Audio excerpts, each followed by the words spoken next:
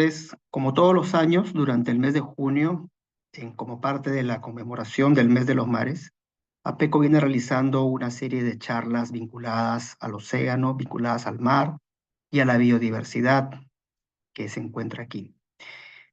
Para este año hemos querido dedicar este tiempo que dedicamos a las charlas a las experiencias de varios colegas que han colaborado para la elaboración de un libro que se llama Marine Otter Conservation, en el cual Liliana Ayala, la doctora Liliana Ayala, el doctor Gonzalo Medina y quien les habla, eh, lo trabajamos durante el año pasado y a través del cual solicitamos la colaboración de varios investigadores chilenos y peruanos con mucha experiencia en esta especie, en la nutria marina, y que afortunadamente nos acompañaron y dio como lugar a la edición de este libro.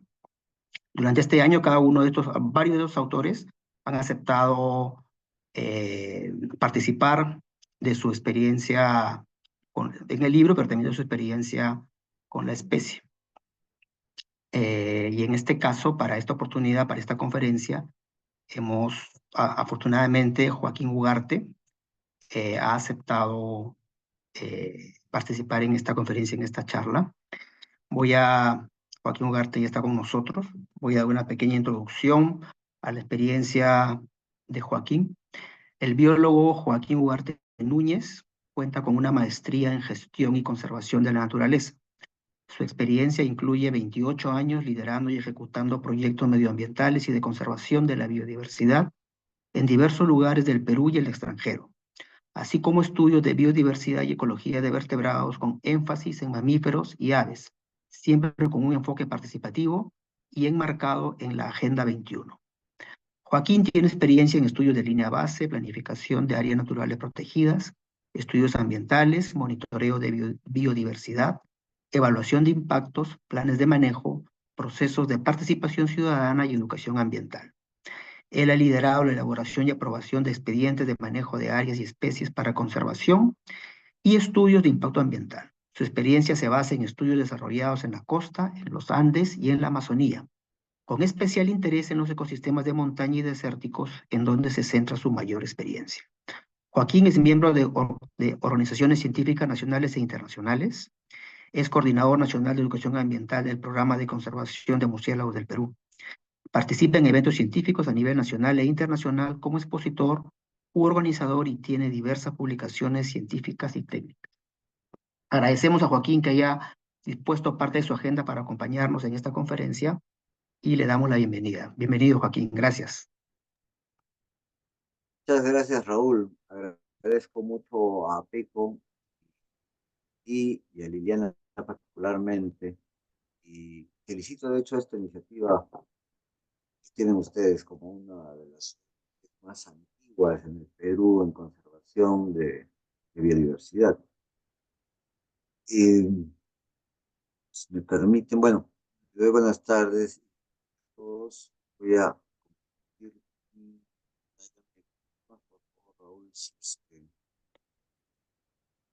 es que está, si es que se ve. ¿No? A ver, mientras Joaquín va colocando su presentación, quisiera comentar de que una de las cosas interesantes de la exposición de Joaquín es que si bien hemos estado involucrados en un proyecto que se llamaba Conservación de la Nutria Marina, en el proyecto editorial, una de las cosas que caracteriza a esta nutria es que no es totalmente marina, sino que en alguna pequeñita parte de su población, que es justamente la que va a describir ahora Joaquín, esta nutria también ingresa a zonas con agua dulce, a algunos ríos, de modo que aquí se plantean varias preguntas interesantes, ¿no?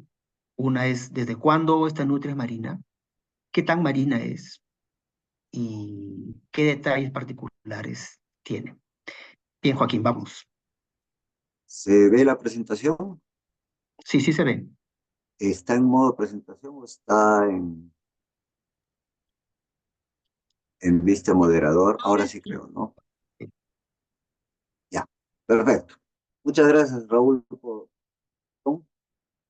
este, como bien dijo, si, Raúl, si estamos en el mes de los océanos, de los mares, estamos hablando de una especie que para Perú es emblemática. De hecho, su nombre es nutria marina, es una de las especies más amenazadas que tenemos en fauna marina. Es además el carnívoro, el mamífero más pequeño marino, es la nutria más pequeña, por ende. También tiene una distribución continental. No ha sido debidamente registrada, no ha sido debidamente estudiada hasta ahora. De hecho, incluso se creía que eran hallazgos de que en la actualidad ya no existían.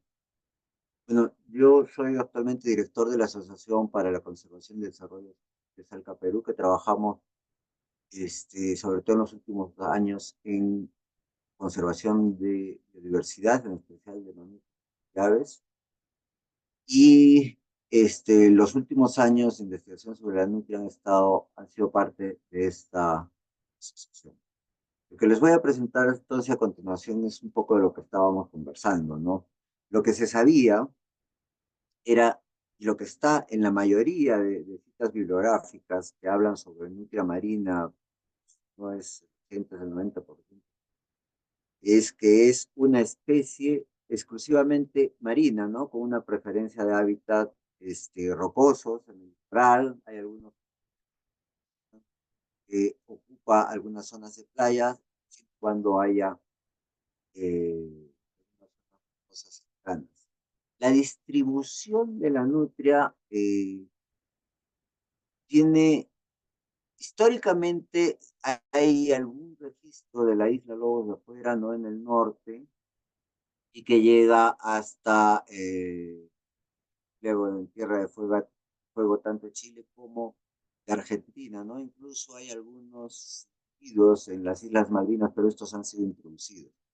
El límite norte es el que todavía no tiene un acuerdo, aunque se considera a Chimbote como de no. Y además, base a un estudio sobre hábitat, se considera ese también como el límite norte del hábitat apropiado para nutria. Entonces, cualquier registro hacia el norte de Chimbote resulta o es considerado por muchos autores como registros ocasionales, anecdóticos o simplemente intentos de colonización que por falta de un hábitat adecuado no llegan a tener poblaciones viables, ¿no? Ahora, ¿qué pasa? Que algunos autores también mencionaban que esta especie ingresaba en estuarios e incluso se adentraba algunos metros río adentro, lo que hace posible lo que se cree en ese momento que es un comportamiento oportunista para alimentarse, por ejemplo, en la época de reproducción de los camarones, ¿no? Que descienden hasta los estuarios. Y algunos autores incluso, como pasa, colaboradores, en el 2004 realiza una evaluación desde el grado 5, el grado 4, me parece, en el norte de Perú, o sea, un poco más al norte de lo que es hasta Tacna, en la frontera con Chile. Indica que muy posiblemente estos registros serán por el pasado y que ya no se dan ahora porque hay una mayor presencia humana, un incremento en la actividad camaronera con una vigilancia para recursos, etcétera, y por eso es que las nutrias ya no suben al mar, suben a los ríos, perdón, ingresan a los ríos. Pero los registros, estos bibliográficos, hablaban de que se alejaba hasta 40 kilómetros de distancia de la costa y a 650 metros de altitud. Sin embargo, estos 650 metros de altitud en la costa se logran a menos de 40 kilómetros. Pues ahí hay un dato. Pero ya existían registros presencia fluvial, ¿no? Pero en el tablazo costero. Y se habla justo de los ríos Majes y Ocoña, que son dos de los ríos más caudalosos de los 53 ríos de nuestra costa peruana, de la vertiente del Pacífico, ¿no? Sobre todo en época de estiaje, pues tienen varios fuentes, generalmente todos con origen en las zonas de los nevados, ¿no? En el caso de Arequipa, de la cordillera de Huánuco. Es así que en el año 97, haciendo unas primeras evaluaciones o inventarios sobre la biodiversidad de la cuenca del río Cotahuasi, es que encontramos el primer registro de nutria probado, ¿no? Porque ya se hablaba no solo de estos registros anteriores de la costa, sino que los pobladores hablaban del guayaque. El guayaque, una especie que presentaba en estos ríos. Guasi, incluso el río Marán, el río Chichas, ¿no?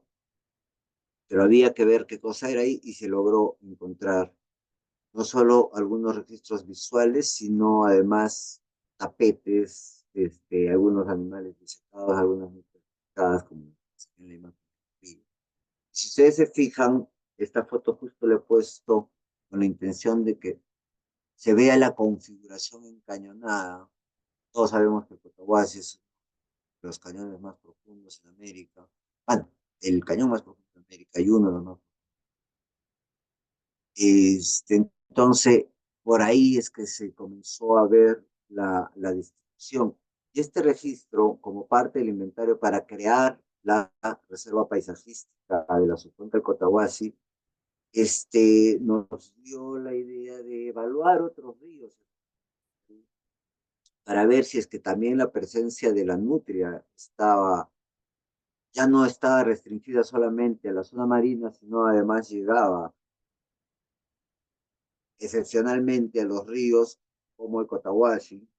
Queríamos saber si es que había otro río que tenía la presencia de la nutria. Entonces se evaluaron los ríos durante diversos años como parte de otras evaluaciones de otros grupos económicos, de la base, etcétera, pero se evaluaron todos los ríos hasta el río Caplina en Tacna. Y es que se encuentra en el 2014, es decir, 17 años después, también la presencia de la nutria en el río Colca, también a una distancia bastante considerable, a una altitud bastante considerable en los Andes, también en una zona encañonada. Entonces, ya todos deben saber que el Colca y el Cotahuasi forman los dos cañones. Entonces ya había un dato de coincidencia que estaba mostrando por qué solo en estos dos ríos se daba la presencia de esta nutria. Es así que si nosotros nos ponemos a ver un mapa fisiográfico, un mapa topográfico del sur del Perú, podemos ver aquí en el río Cotahuasi una configuración extremadamente encañonada, lo mismo que en el río Colca. Y a medida que forman, al unirse el Cotahuasi, por ejemplo, con el Marán y el Arma o Chichas, el río Ocoña, ya ingresan en el tablazo costero y esa configuración. Lo mismo pasa con el Colca, luego forma el río Majes y al terminar el río Camaná, también pierden esa configuración cañonada.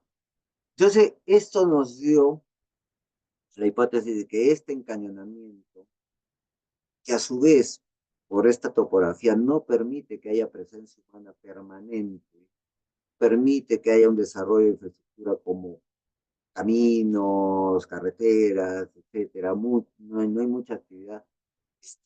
Funcionaba como un refugio para las nutrias.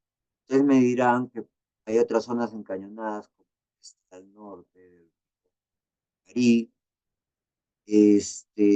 Sin embargo, estas cuencas, que también tienen una configuración un poco encañonada, no llegan con agua muchas veces al mar, no tienen una continuidad de agua, el régimen ni siquiera en la época de lluvias, ocasionalmente sí, entonces existe ahí una barrera.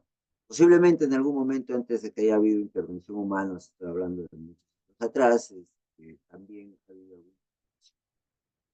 De esta forma, después de 20 años casi, dar registros sobre la nutria, es que se logra obtener todos estos registros entre visuales directos, y estamos hablando del año pasado, pues, que tengo de nutria. Es decir, que desde el 97 que se dio el primer registro y desde el 60 y tantos que STES indica su presencia en los ríos Ocoña y Majes, que son estos, se nota una presencia todavía permanente de la nutria, ¿no? Justamente los dos registros más alejados son antes de las cataratas de Sitka, a 1900 y en la laguna de Mamapocha, alrededor de los 1700 metros, que corresponde a la cuenca del río Colca. Estos dos registros han sido visuales, son de los más frecuentes, en especial los de la laguna Mamapocha, y en la cuenca de Cotahuasi los de la región de Chaucaya, que es al finalizar el río Cotahuasi antes de unir Arma el Gran. Y luego tenemos algunos registros basados en carcasas, pieles, y también en entrevistas. Si se dan cuenta, existe acá un vacío de registros, que es donde la gente dice que los ve pasar, ¿no? Entonces, esas son algunas preguntas que también surgieron al inicio de los primeros eh, registros de la especie en zonas fluviales y en zonas andinas, que a diferencia de las zonas más encañonadas decían que los habían visto en frías.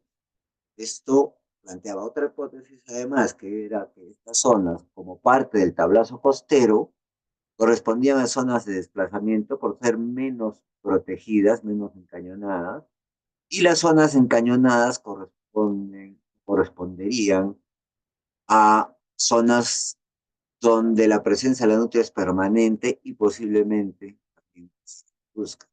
El hecho de que se reproduzca fuera del mar de por sí ya es un indicador grande de su gran adaptabilidad, su comportamiento oportunista y de alguna forma generalista. Sin embargo,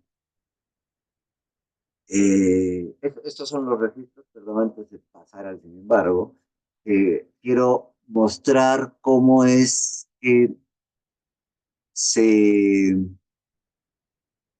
Los registros, el primero desde el año 97 en la provincia de La Unión, es esta cuenca de acá, la que está con el recuadro naranja, y luego forma el río Ocoña a la provincia de Condesuyos y finalmente la a la de Camaná.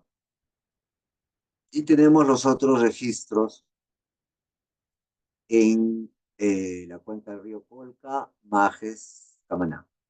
Ahora, lo interesante de esto es que en la cuenca del río Colca tiene presencia permanente y ese fue el primer lugar donde se encontró eso, en la laguna Mamacocha, un ecosistema lacustre, a diferencia del río, ¿no? De un ecosistema fluvial. Entonces, si bien estamos observando que hay una gran adaptabilidad, es algo que planteamos que debería estudiarse un poco más, considerarla la especie más generalista de repente de lo que se le creía. Se hablaba como especialista de roquedales y marina. No solamente ha cambiado de un hábitat abierto en dos dimensiones, por decirlo de alguna manera, como es mar, sino ha cambiado un hábitat lineal, que es el fluvial, el río, solamente puede desplazarse en una dirección, ¿no? Y luego se adapta también a este hábitat lacustre, no es una laguna muy grande, pequeña, pero también que ha mostrado una presencia permanente. Y existe un registro aislado en el río Quilca, que de todas maneras está poco cerca al mar y solo a 212 metros de altitud. Ahora es importante notar estos dos datos. El registro más alejado del mar es a 171 kilómetros en la localidad de Sipia, en Cotahuasi, justo antes de la caída de la catarata de Sipia, que es probable que si no existiera como un instante geográfica, hubiera podido extender la nutria río arriba. Y en el río Colca tenemos la mayor distancia hasta ahora registrada, 157 kilómetros.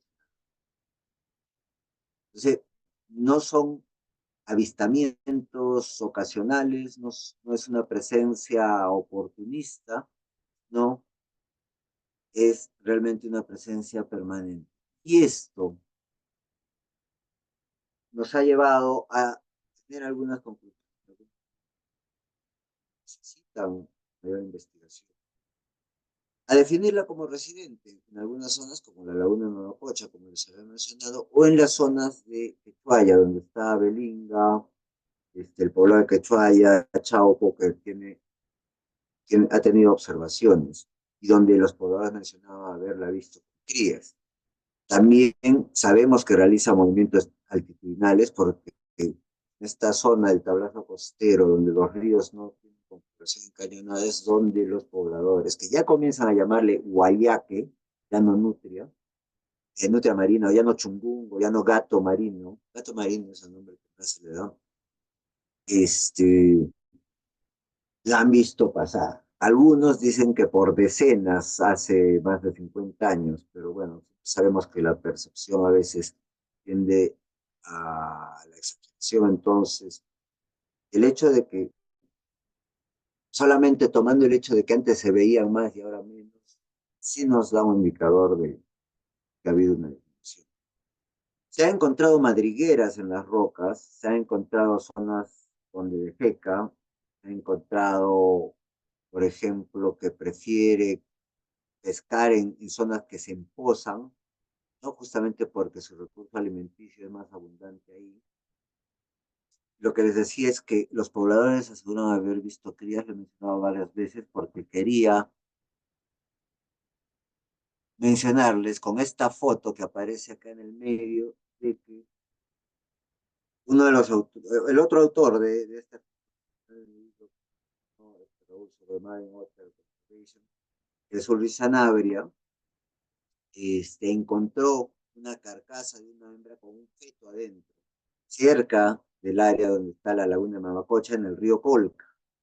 Esto validó completamente de que sí se reproducen en su distribución fluvial. En ambos, ellos han encontrado que tienen una amplia oferta de alimentos, lo vamos a ver más adelante, y lo que se corrobora con investigaciones realizadas en las poblaciones de Chile, ¿no? En las que se le plantea como una especie oportunista, que se alimenta en función de la disponibilidad de las presas que encuentre en el lugar donde, ¿no? Al parecer, lo limitante es el lugar protegido, ¿no? Y es, la nutria se adapta a...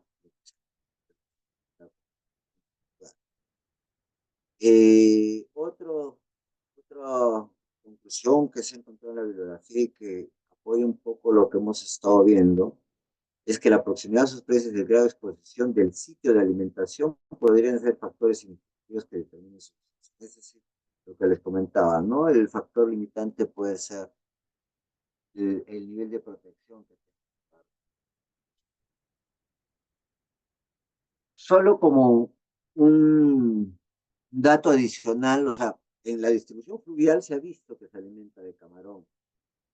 Ahora, los ríos Ocoña y Majes, Camaná Majes, o sea, Cotahuasi, Ocoña y Colca, Majes, Camaná, tienen el 80% de la producción de camarón de todo el Perú. Proveen del 80%. y en menor cantidad el río Quilca-Vítor y el río Tambo que viene, ¿no? Esto como un dato importante para hacer notar la disponibilidad de alimentos en estos ambientes fluviales, lo cual se vuelve el segundo factor importante. El primero es las zonas que brindan protección y el segundo es la gran disponibilidad de alimento justo en estas zonas encañonadas, porque ahí, así como no puede haber agricultura por la topografía para los camaroneros, sin embargo, en las zonas de tránsito sí hay camarones. Y aquí está algo que les decía sobre la alimentación. Esto es un estudio que realizó justo Ulrich Sanabria. La columna, las dos primeras columnas izquierdas de datos tenemos lo que corresponde al hábitat lacustre y las dos últimas columnas al hábitat fluvial para ver la diferencia y mostrar el oportunismo que muestra esta especie y además generalista para la alimentación. Si se dan cuenta, en el hábitat lacustre se ha encontrado hasta tres en diferentes fecas de ratones del género Filotes. Son unos ratones silvestres que viven en las vertientes occidentales de los Andes, relativamente grandes, ¿no? Poco menos que una rata. Entonces, eso muestra el oportunismo, ¿no?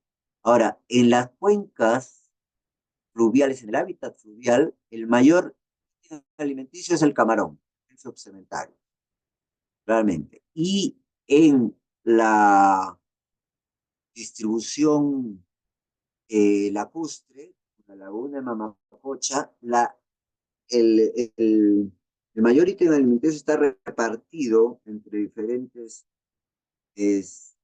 organismos y sorprendentemente en la laguna de lo que más se alimenta es de larvas de libélulas, de odonatos del suborden Anisoptera. Así como también algunos crustáceos como Yalela, no es un crustáceo pequeñito, pero abundante en la laguna. O caracoles, ¿no? Como Ficela, por ejemplo, que también tiene una contribución importante a la dieta en su hábitat lacustre. Pero claramente el mayor porcentaje en el hábitat ribereño está dado por camarones. También por peces, en menor proporción, pero sí la laguna, por el pejerrey nativo de acá de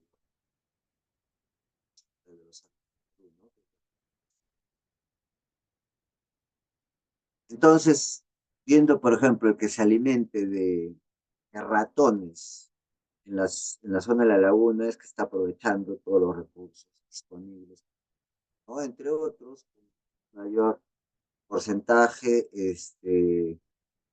tenemos algunas algas del género Eloida, ¿no? Entonces también tiene las semillas. Se sabe que en algunos lugares come frutos de bromelias, por ejemplo. Entonces, esto muestra su adaptabilidad. Para terminar, vamos a conversar un poco sobre las amenazas en su local. La nutria es una especie que se encuentra incluida en la lista roja de especies amenazadas de Perú, se encuentra a nivel internacional, además incluida en la lista roja de IUCN, como en nivel en peligro. Sin embargo, las medidas que se consideran para su conservación están enfocadas a su distribución marina, por lo cual existe un vacío importante, un vacío que debe ser llenado con urgencia para tomar medidas de conservación en su distribución continental y andina, ya que está claramente demostrado, según lo que les he presentado en las anteriores diapositivas, de que tiene una presencia permanente, se reproduce en el área, y son varias localidades donde está reportada como viable, saludable. Entonces existe muchas especies, generalmente las amenazas están ligadas al hombre. Las primeras tienen que ver con el conflicto entre las nutrias y los pobladores que tienen actividades económicas relacionadas con el río o con la laguna. Según los pobladores, compiten por el recurso camarón, ¿no? Entonces, bueno, como se le suele decir en las charlas que tienen, no, o sea, si uno compara la cantidad de camarón que sacan los humanos con las que comen estos pocos individuos de nutria, ya es una diferencia no comparable, ¿no? Hablan de que rompen las cizanas, es decir, esas canastas que se muestran en la fotografía, que son las trampas para capturar camarones. Bueno, eso es cierto, si las rompen para facilitarse el alimento. Ahora, los mismos pobladores, esto se evidenció hace 20 años, no en estos años, enviaban a los perros para espantar a las nutrias, incluso les enseñaron a meterse a los ríos, a los perros, para tratar de capturar a las nutrias. Como ya les mencioné también, hemos encontrado individuos disecados, como este que aparece arriba a la izquierda, en la localidad de Chaucaya, y en Sipia, por ejemplo, encontramos una sitio, incluso en el mismo Cotahuasi, que es la capital de la provincia de la Unión, que está varias decenas de kilómetros más arriba de la zona de distribución de la nutria, también se han encontrado asientos tapizados con piel de nutria. Es más, el alcalde de Cotahuasi tenía en su casa un asiento así. Y finalmente, lo que ahora es bueno, a raíz, por ejemplo, de la creación de la Reserva Paisajística de la Cuenca del Cotahuasi, de la declaración de la Laguna Mamacocha como manantial más grande del mundo por National Geographic, y de diversas actividades de promoción de estos ambientes, tanto como con belleza escénica, como atractivos turísticos, hasta lugares de conservación de biodiversidad, es que los pobladores han comenzado a proteger sus recursos. Pero básicamente, además de las causas que acabo de mencionar que han hecho que los pobladores quieran, era la nutria, está esto. En ambos sitios, que son los lugares de destrucción más alejados, a 150 y tantos kilómetros, 150 y tantos kilómetros, 8, en la cuenca de Cotahuasi, en ambas cuencas se están haciendo proyectos de hidroeléctrica. El de Cotahuasi está al final del río Cotahuasi, se vuelve el río Boña, está el proyecto OPO 2010, está, incluye parte de la reserva de la subcuenca del Cotahuasi. Y está la hidroeléctrica Laguna Azul, está en la laguna de Mamacocha. Ambos ya han sido aprobados. Los estudios de impacto ambiental ya han sido aprobados. El primero a nivel nacional y el segundo a nivel regional. Pues el segundo solamente requería una aprobación. En el regional han tenido una reacción muy fuerte por parte de la población, autoridades, población organizada, otro tipo de organizaciones, etcétera, porque está fragmentando básicamente el hábitat. Es lineal en este caso, o en el océano.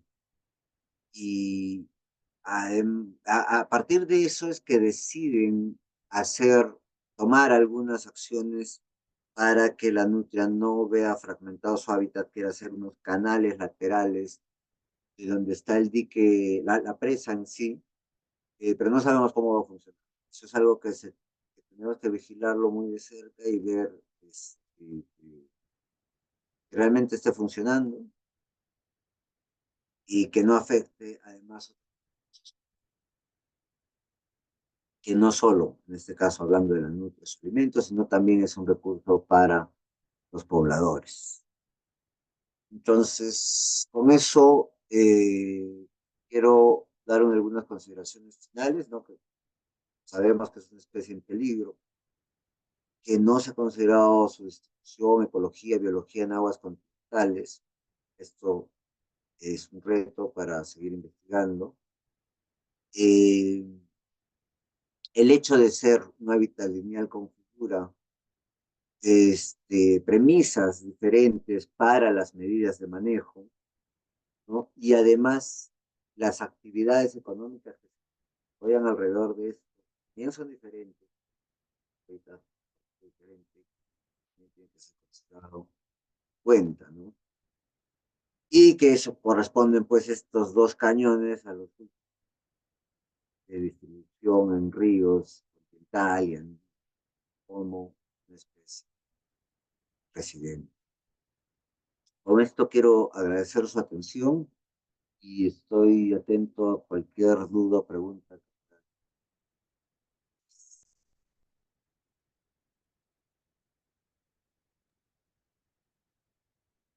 Muchas gracias, Joaquín.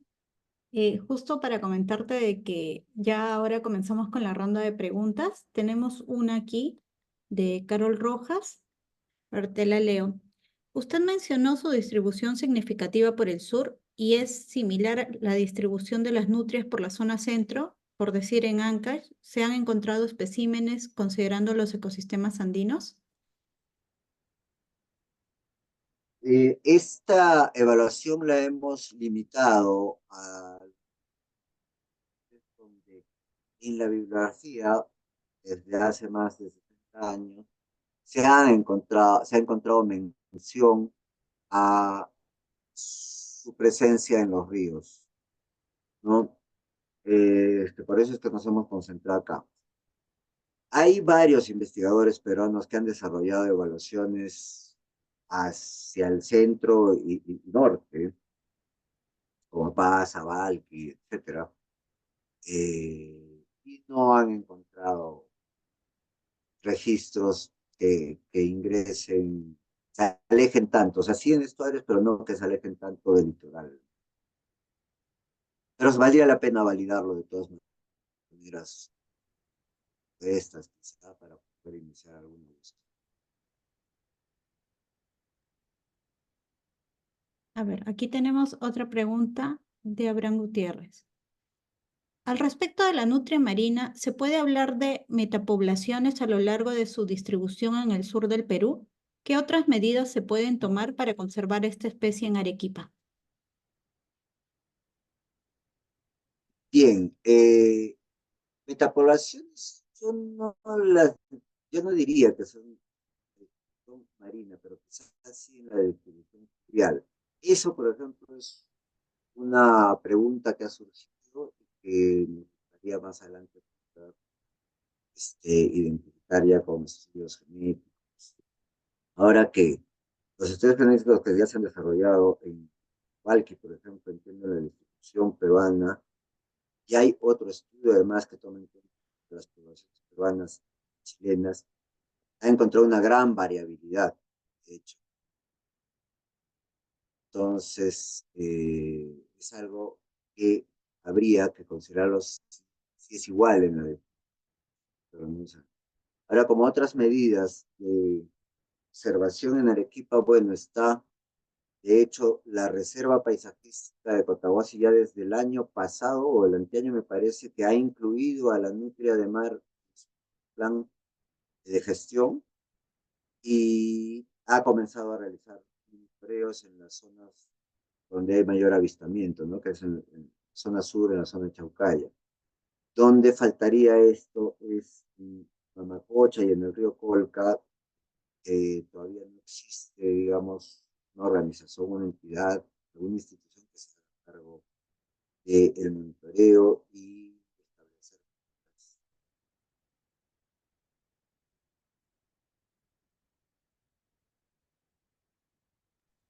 Tenemos otra pregunta también. Es una especie generalista en su alimentación, pero también oportunista que aprovecha los recursos camarón de río, sobre todo en Colca o Coña. ¿Cuál es su real situación de conservación en el Perú?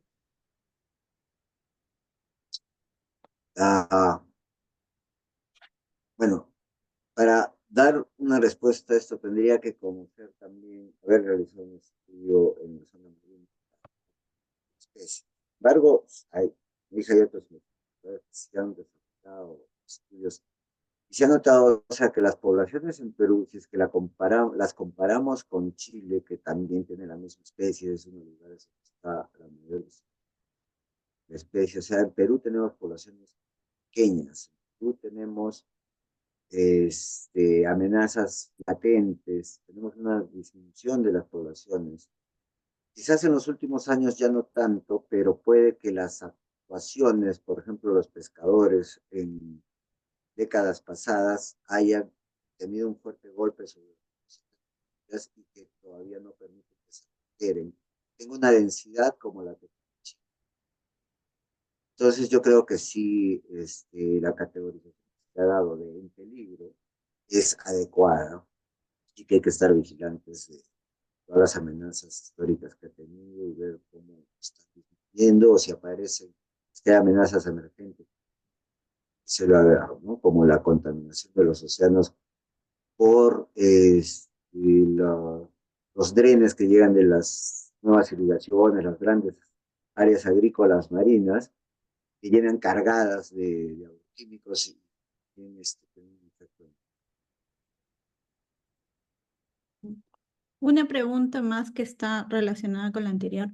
En el mapa continental que mostró de Sudamérica, al inicio se veía que la mayor densidad poblacional de la nutria está en el sur de Chile o en la Patagonia. ¿Cuál es su alimentación principal en esa zona geográfica? ¿Cuál es la real situación de conservación en el sur del continente? Sí, bueno, no es parte de mi área de estudio, pero de lo que sí puedo mencionar, bueno, ya lo mencioné anteriormente, sí, de hecho las poblaciones son mayores en Chile y en la Patagonia mucho más, a pesar que en la Patagonia también comparte su distribución con otra especie de nutria. El, la alimentación es algo que también ha salido como un estudio que compara la dieta entre la de Perú y la de Chile. Se ha visto que, si no mal recuerdo, en la de Chile existe una menor variabilidad entre los ciclos alimenticios, en Perú una mayor variabilidad. Entonces, no estoy seguro, pero sí sé que hay una diferencia. No recuerdo si es esta. Como les digo, no ha sido parte del alcance de la publicación de la nutria marina, pero es claro de que Chile la población. Ahora, sobre medidas de manejo, perdón, sobre amenazas, Chile tiene también varias amenazas latentes todavía sobre sus poblaciones de nutria, algunas muy parecidas a las de Perú, que tienen que ver con los pescadores y los métodos que utilizan, ¿no? Ahora, no he encontrado bibliografía que indique registros fluviales en Chile. Sería de estos de todas sus. Joaquín, una pregunta que también va relacionada a estas es un poco de lo que lo que venías mencionando de las semejanzas que puede existir entre las poblaciones de Perú y Chile, y si en Chile también hay registros continentales de nutria marina. Bueno, justo lo que mencioné al final de mi anterior respuesta. No he encontrado en la bibliografía para la zona de Chile alguno que haga referencia a su ocupación en ríos, no máximo en estuarios.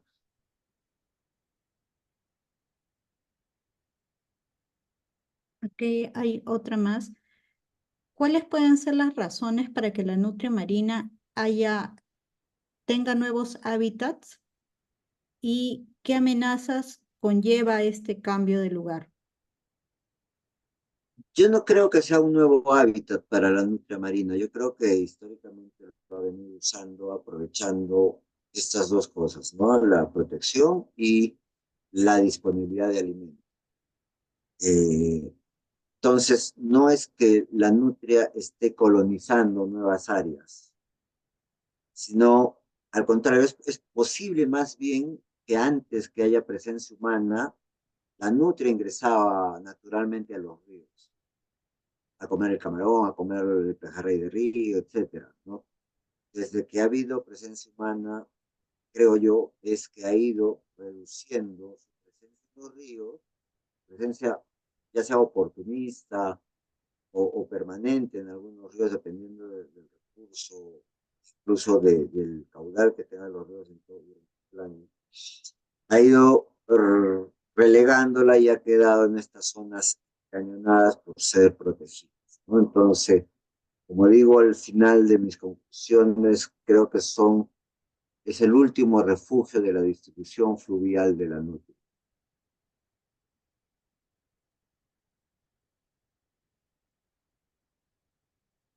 Y también preguntan si hay algún ejemplo de programas de manejo de esta especie en nuestro país.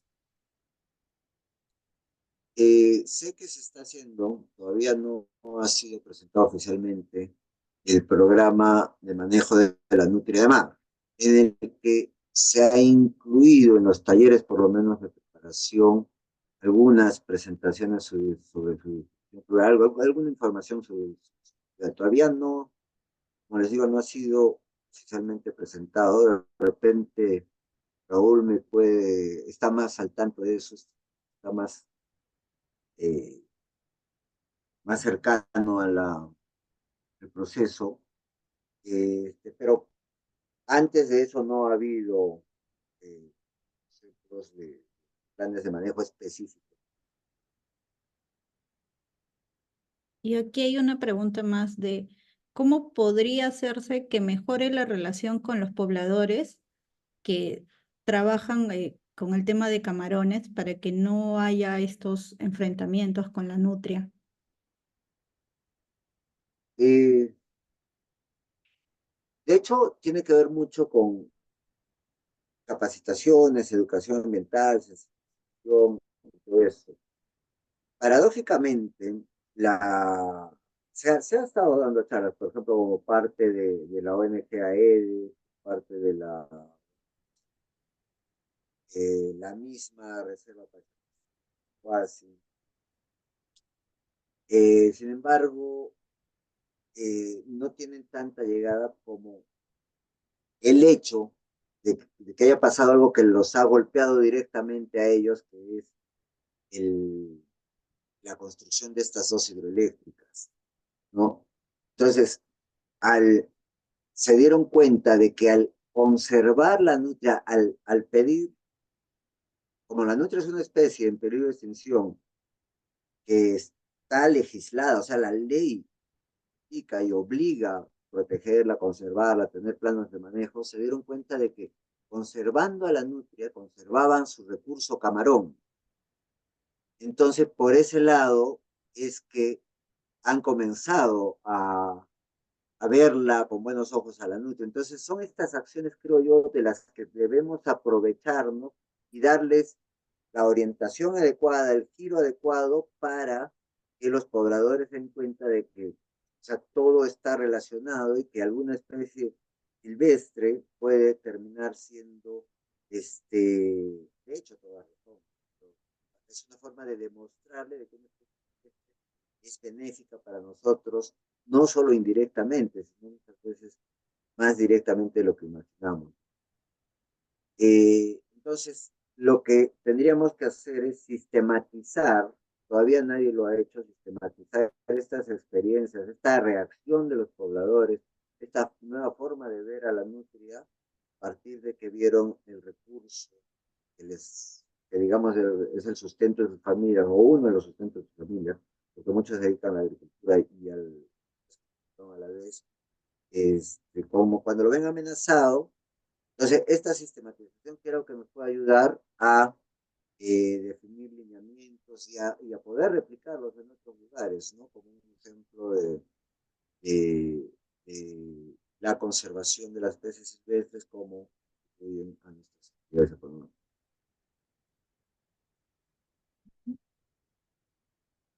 Hay una pregunta más.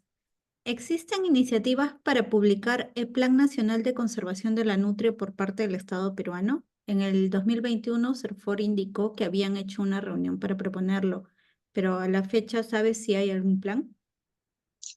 Sí, sé que se está demorando un poco más de lo que se esperaba, pero justamente el Estado peruano es el que ha promovido la elaboración de este plan como uno de sus compromisos. Si no me equivoco, dentro del convenio de diversidad biológica, el convenio internacional de diversidad biológica, para 10 especies, tener planes de manejo para 10 especies. Y una de las especies que se hizo fue la nutria marina. Se iniciaron ya los talleres, pero por diversos motivos que no conozco, creo que se está trazando no solo este plan, hay otras especies, pero sé que va a salir, espero que va a salir pronto, ¿no? Ujú. Si hubiera alguna otra pregunta, pueden levantar la mano o también escribirla por el chat, o también si están por Facebook Live, por ahí también nos la pueden hacer llegar.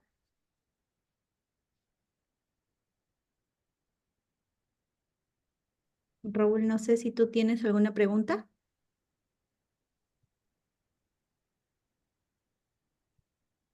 O quizás, Raúl, puedas ayudarme con un poco más de información sobre el plan de uno del Estado.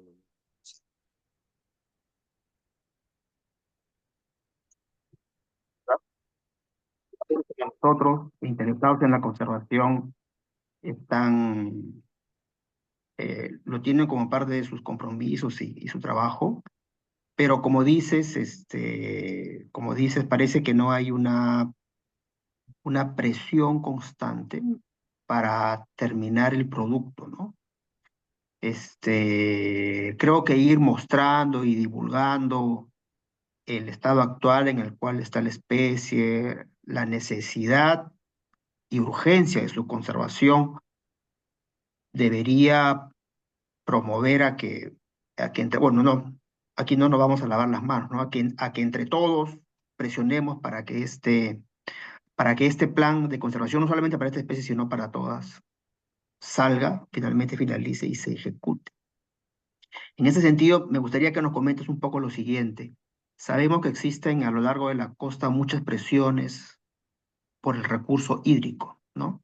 Hay un crecimiento, obviamente, de la población, hay una expectativa por algunas actividades industriales, expectativa por actividades agrícolas, eh, hay una expectativa, bueno, hay una expectativa, no, allá hay un, hay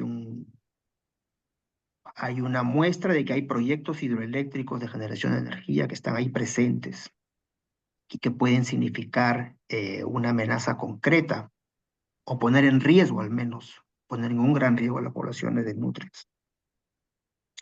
Pero todo esto depende finalmente de la disponibilidad del recurso hídrico. Podemos tener muchos intereses agrícolas, urbanos, industriales, eléctricos o de conservación, pero todo depende finalmente de que haya agua disponible. Y es posible de que no haya agua suficiente para todas estas actividades de las cuales estamos mencionando. Ahí quería preguntarte, no sé si sabrás, ¿cómo ha variado cómo se ha comportado el recurso hídrico en los ríos en donde está la nutria? ¿Ha aumentado, ha disminuido? Y esto lo pregunto también porque, como sabemos, el cambio climático está haciendo que los glaciares estén retrocediendo, el volumen de agua que escurre por los glaciares sea menor y que, sin embargo, también hay algunos eventos de lluvias inusuales muy fuertes durante el verano. O sea, hay una gran variabilidad. Ahora yo entiendo que hay mucho caudal en el verano, pero hay muy poco caudal en el invierno, ¿no? ¿Qué nos puedes comentar sobre esto? Y si esto de alguna manera podría, crees tú, estar afectando las condiciones de habitabilidad o de viabilidad de las poblaciones de nutrias que viven en estas zonas continentales? Sí, es un factor que también al inicio se consideró, justamente hicimos una evaluación de información tomada por sensores remotos desde que está disponible, que en algunos casos hay 6, en algunos casos solo hay información desde 2000, etc. Pero no ha habido una variación significativa en los caudales. Y yo creo que es por dos motivos, porque en estas cuencas, tanto la del Cotahuasi como la del Colca, que digamos son los mayores tributarios del Ocoña y del Majes, obviamente, mucho de su caudal depende de la recarga hídrica que tienen por lluvia. Y sus cuencas altas tienen una cantidad de precipitación considerable. Ahora, esto no asegura nada de que con los cambios en las frecuencias de años usuales, de lluvias inusuales, como sequías inusuales, pueda tener un efecto a un plazo mayor. En la cuenca de Cotahuasi particularmente, la zona de la reserva, que es la que ocupa toda la provincia, que además tiene la misma forma que la propia cuenca del río Cotahuasi, antes de Ocoña, la configuración topográfica, la fisiografía no permite el desarrollo de agricultura extensiva, por lo tanto, no permite el desarrollo de nuevas irrigaciones, etc. En el Colca lo mismo por la topografía, pero sin embargo, en el Colca está la desviación del caudal del río Colca hacia la irrigación de Majes. Y recordemos que ahora ya se ha aprobado, el gobierno ha priorizado hacer una nueva irrigación que es Majes Siguas 2, con una extensión incluso mayor a la que tiene el proyecto Majes actualmente, ¿no? Es una mancha gigante verde en medio del desierto. Entonces, por ese motivo sí es probable que disminuya el caudal del río Colca. Sin embargo, como mencioné al principio, estos dos ríos, la cuenca del Cotahuasi, Ocoña y Colca Majes, forman dos de los ríos más caudalosos de todos los 53 ríos de la costa peruana, lo cual todavía no los ha colocado en riesgo. O sea, todavía el uso que se le está dando, la repartición, ya sea para uso agrícola, industrial, doméstico, etcétera, no está cerca ni siquiera de su caudal mínimo ecológico, no está bastante lejos, lo cual por ahora no lo consideraría como una amenaza latente.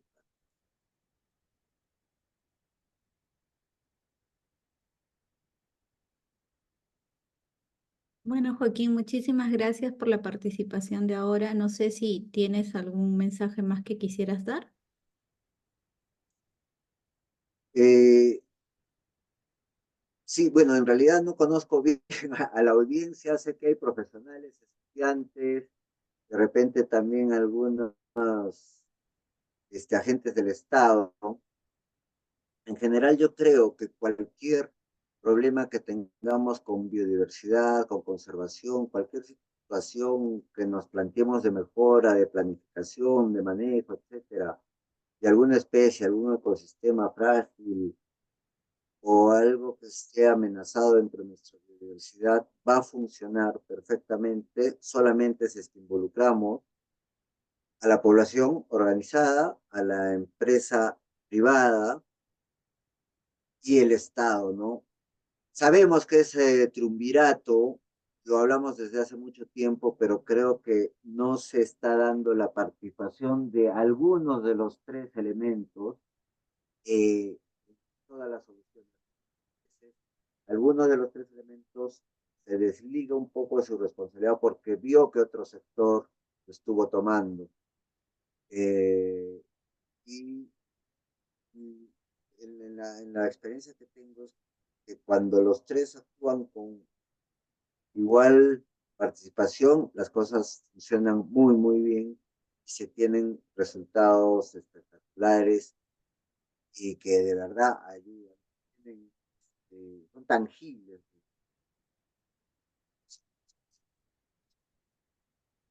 Solo eso, y agradezco nuevamente a PECO, es una ONG que recuerdo que desde que era niño veía sus pósteres y admiraba.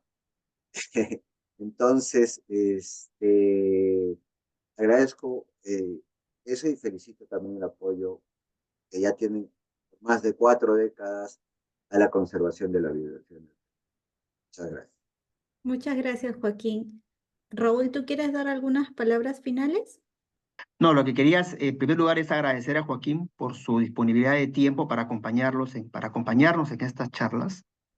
También agradecer por su participación en el proyecto editorial Marine Otter Conservation, conservación de la nutria marina, con un tema particularmente interesante y sobre el cual particularmente tenemos muchísimas preguntas a nivel ecológico y fisiológico. Agradecemos su reconocimiento a PECO, que bueno, lo que nos interesa como institución es precisamente llamar la atención sobre estos temas e involucrar a quienes tienen la experiencia como Joaquín para satisfacer la necesidad no solamente de conservar que tenemos nosotros, sino que en general toda la población lo tiene. Mucha población está pendiente y alerta de nueva información todo el tiempo. Tenemos que brindársela, ese es parte de nuestro trabajo. Eh, bueno, y con eso quiero finalizar la charla de hoy. Muchas gracias a todos por acompañarnos.